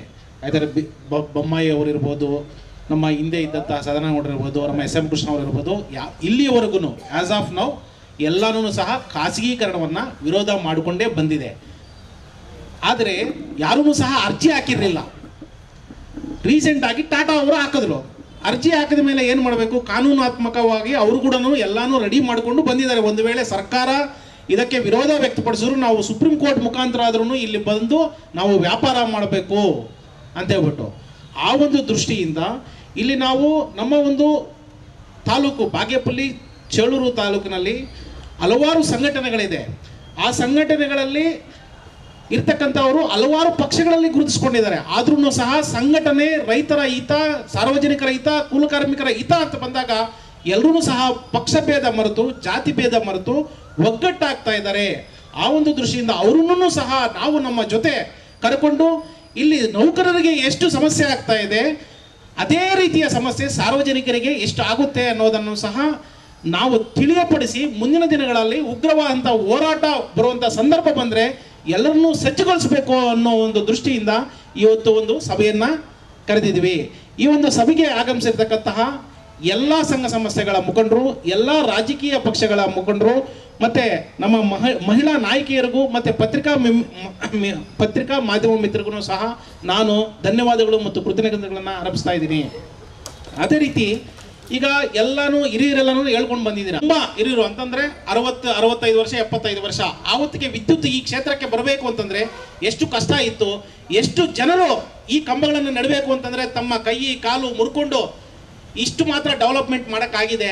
ಇವತ್ತು ನಾವು ಕಟ್ಟಿರೋ ಮನೆಯನ್ನು ಅವರು ವಾಸ ಮಾಡೋಕ್ಕೆ ಬರ್ತೀವಿ ಅಂತ ಹೇಳ್ಬಿಟ್ಟು ಹೇಳ್ತಾ ಇದ್ದಾರೆ, ನಮ್ಮನ್ನೆಲ್ಲ ಹೊರಗಡೆ ಓಡಿಸಿ.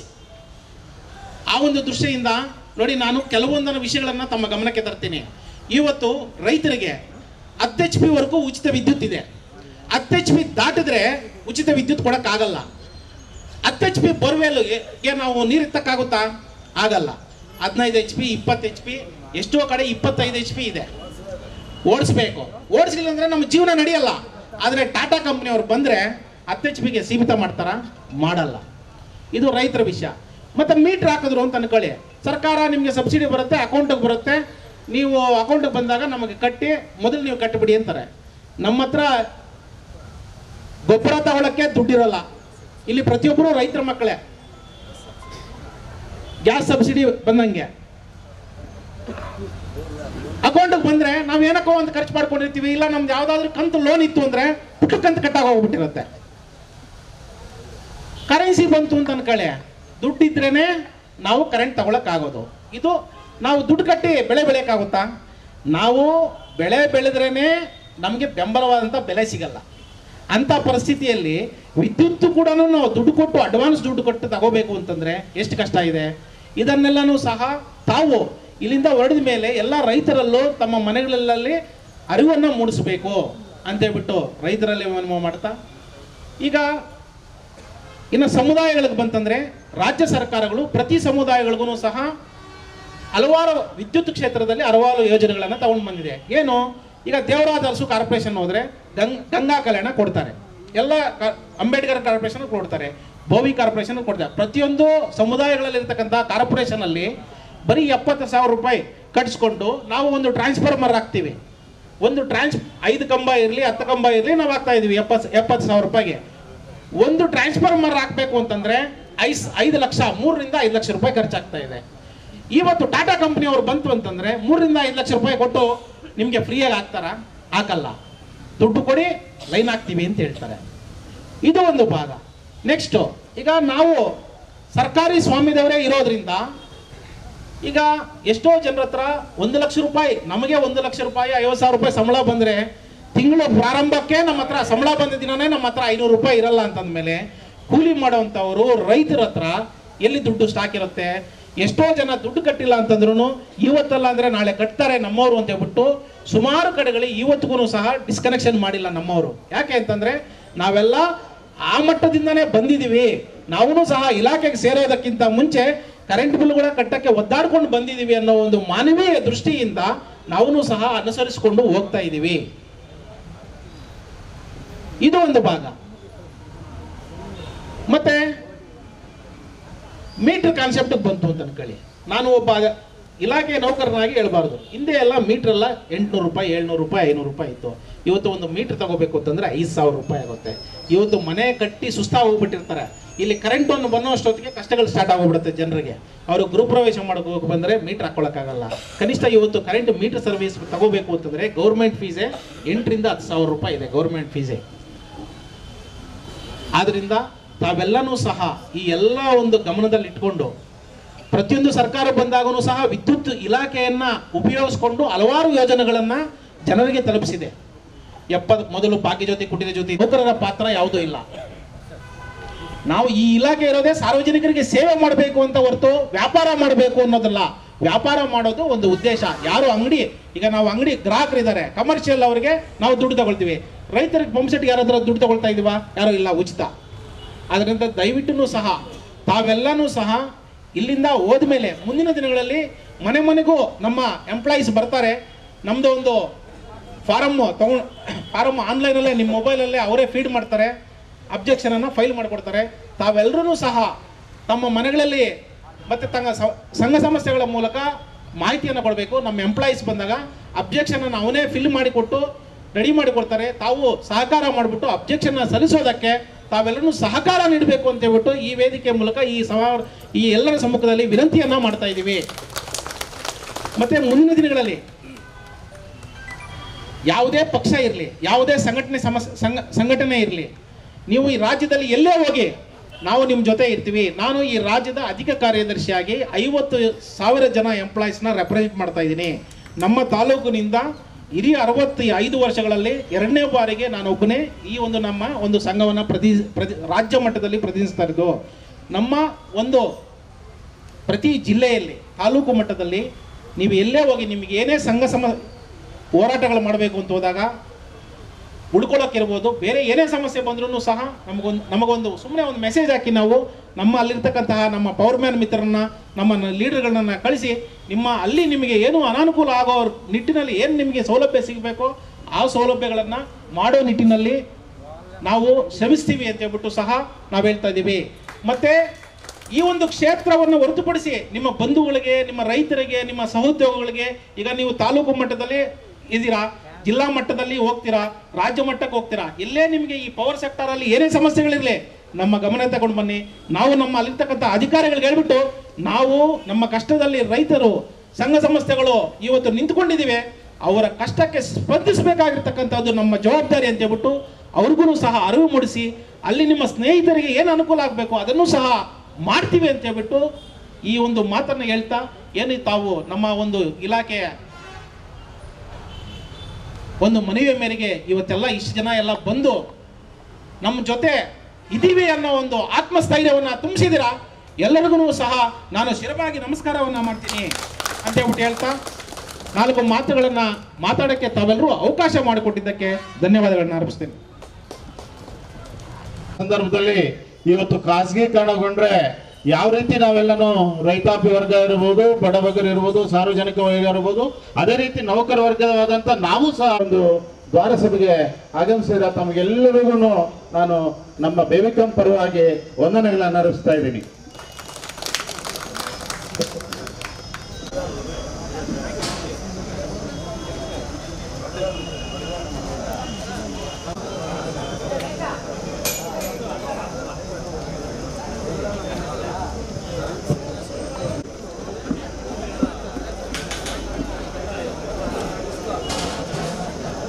ದಯವಿಟ್ಟು ಎಲ್ಲ ನಮ್ಮ ಪವರ್ ಮ್ಯಾನ್ ಮಿತ್ರರು, ನೌಕರ ಮಿತ್ರರು